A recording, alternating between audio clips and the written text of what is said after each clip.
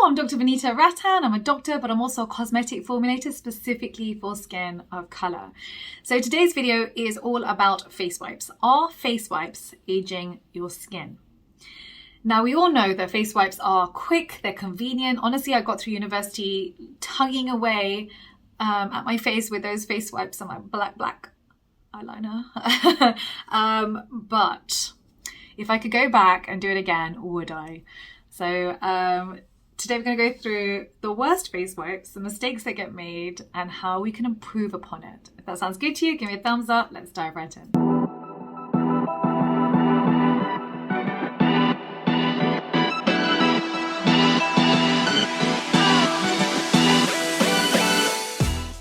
Now, face wipes are basically addictive. The reason they're addictive is because when you put it on the face, first of all, you feel a cooling sensation. When you look at your face in the mirror, it looks like the makeup has come off. And then you look at the wipe and it's proof that the makeup has come off. And it's quick and it's easy to do. So it basically completes the addictive feedback loop and you continue to purchase and you continue to do it. The problem is, if you were to look at your skin under a microscope, you would realize just how much makeup is still left on the skin. The way a surfactant works, including on the makeup wipe, is that it basically locks on to the fatty part of the makeup, for example, and then it locks on to water molecules on the other end. And so what should happen is a micelle forms. A ball should form around the oil-based dirt. The problem is that with a makeup wipe, you are only able to partially remove the pigmented product from the face. You're not able to remove all of the invisible product that's still stuck on the face. So the fatty product that's still stuck from your sunscreen and from creams and your makeup. And so because you need that water action to be able to rinse it away. If you haven't got that action of water to rinse it away, it's still stuck on your skin. And so your pores are still clogged, you still have product on your skin is not in a healthy state. It leads to aging of the skin for a number of reasons. Number one, you're damaging the skin by keeping product on the skin. The skin is not clean, so you've got free radicals that are being generated that damage collagen. The second thing that happens is if you apply any serums or any actives after you've used face wipes, they're not penetrating the skin because there's basically a layer of grime preventing any of these beautiful, delicious actives from entering the skin and helping with the whole anti-aging process, for example, your vitamin A. And so number one, you've wasted money on the vitamin A. Number two, you've wasted time putting it on the skin. And number three, you're not happy with your results and you wonder why, your skin is not feeling at its peak. Now, if you do face makeup wipes and then you just go straight to sleep, your skin will feel tight the next day. Your pores are going to have looked enlarged and you're likely to have a breakout, which can then lead to red marks and brown marks on the skin. So it's just, it's not a good idea. What you want to do is to clean the skin properly. How do you clean the skin properly? You double cleanse, especially if you've been out all day and you've got makeup on or you've got sunscreen on. You want to use an oil-based cleanser first because that is likely to break down all the oil-based makeup and oil-based sunscreen. Then you use your Micellar Gel Wash to remove any more grime from the skin. Your skin should feel supple and delicious after you've washed your skin. You shouldn't feel any form of tightness, but it should feel clean and hydrated. So my favorite oil-based cleanser, starting off with DHC oil. It's a brilliant oil-based cleanser and I've used it for a long time. Paula's Choice oil melting is great too. I just find that sometimes it stings my eyes, but it is safe, meaning no denatured alcohol, no fragrance, no essential oils.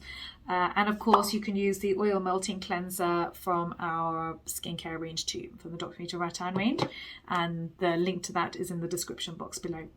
Then you want to move on to your water-based micellar gel wash. There are quite a few micellar gel washes that I like. Let's start off with the one from Simple. I've used that for a long time and I've recommended it in many of my videos. I like the Garnier micellar gel wash too. Drunk Elephant does a good micellar gel wash as well. It is more expensive. And of course we have the Dr. Vanita Rattan range micellar gel wash too, which is the one that I wear. That's for anti-aging and brightening of the skin. So it depends on what your issues are. Find the gel wash that is best for your skin. Now, the reason why it's important to wash your face with water is because you need to remove those cleansing agents from the skin. When you use a face wipe, the cleansing agent that's on the wipe basically just gets transferred to the skin. And that can be quite irritating to the skin. It can lead to redness, dryness, tightness, and sensitivity. So you want to, even if you're going to use a makeup wipe and you know this is something that you just are never going to quit, try and wash your face with water afterwards in order to remove those cleansing agents that really were never meant to just sit on the face and form a residue on the skin. This sensitivity that can happen in addition means that any actives that can also lead to sensitivity is going to damage the skin barrier. So for example, if you try and exfoliate having caused this sensitivity, you're going to be in trouble when you exfoliate. Your skin barrier will be damaged.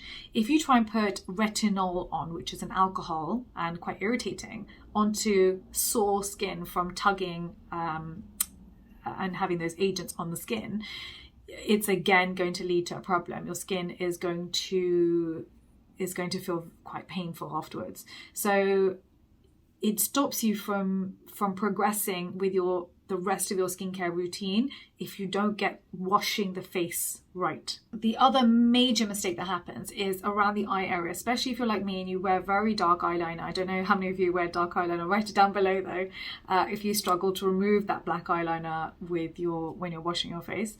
Basically, you are tugging with a fibrous tissue, which is your face wipe, on very delicate skin. You never ever want to tug this area. This is the first area to wrinkle because the skin is so much thinner than the rest of the face.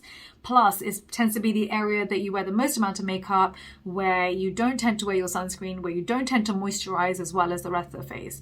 And so for many reasons, actually, you start to get fine lines around the eye area.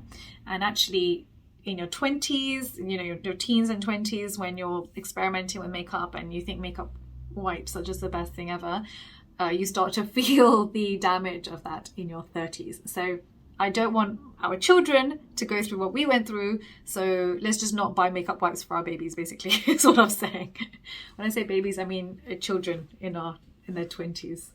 In addition, a lot of these makeup wipes contain fragrance or essential oils, and they actually market it as a good thing. So don't forget, fragrance is the #1 cause of contact dermatitis. 3 to 4% of the population get contact dermatitis from using a fragrance product, and it can happen many years later. Plus, it's a co-sensitizer. So not only do you become allergic to that one ingredient, you become allergic to all the ingredients that were also in that cream or on that face wipe, which can lead to problems down the line. There just honestly should be no space for fragrance on your skincare shelf.